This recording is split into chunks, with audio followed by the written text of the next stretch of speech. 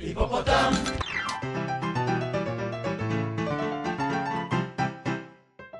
ארץ זבת חלב, הוא החלב ודבש. מנשה בוא מהר. חלב ודבש, הוא החלב ודבש. מה קרה, שואלי? מנשה, שמעתי את החלב ודבש ברדיו ואני לא מצליח להוציא אותו מהראש. הוא החלב ודבש. ארץ זבת חלב, הוא חלב ודבש. זה מגפה. איך אני אוהב מגפה! אומרים שבשביל להוציא שיר מהראש צריך לשיר שיר אחר במקומו. אז איזה שיר יכול לנצח את הוא החלב ודבש? אולי! דבש ניגר כמי נהר, הלום נשאר כמי נהר, עובר תמים, עובר תמים. מתק חש, שילום חדש, כל חלוקק בעדנים, בעדנים.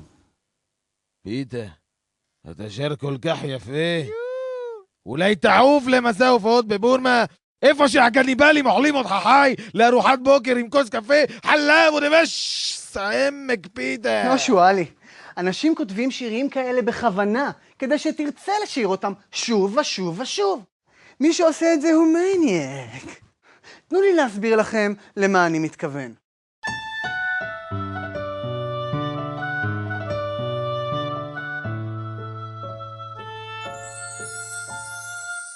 שיר קליט מתחיל עם כלי אחד, בדרך כלל פסנתר, לבד. ואחרי כמה מילים מוסיפים טופים ועוד כלים.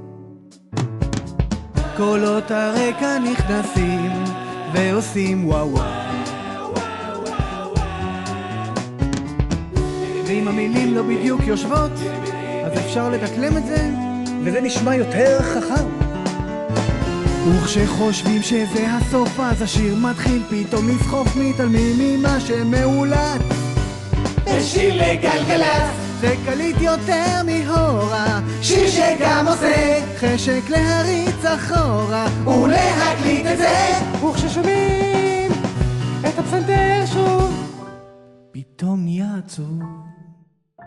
בקטע הקצר אין כמעט מילים, אבל בחצי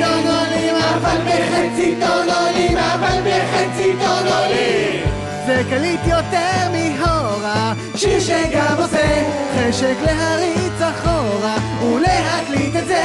וכששומעים את הפסנתר שוב, פתאום נהיה עצוב. חלב ודבש. למה אמרת את זה בסוף חלב ודבש? למה אמרת את זה בסוף? תאים נוספים תוכלו למצוא בפליקס.co.il/. היפופוטם! דבש ניגר כמי נהר, הלום נשאר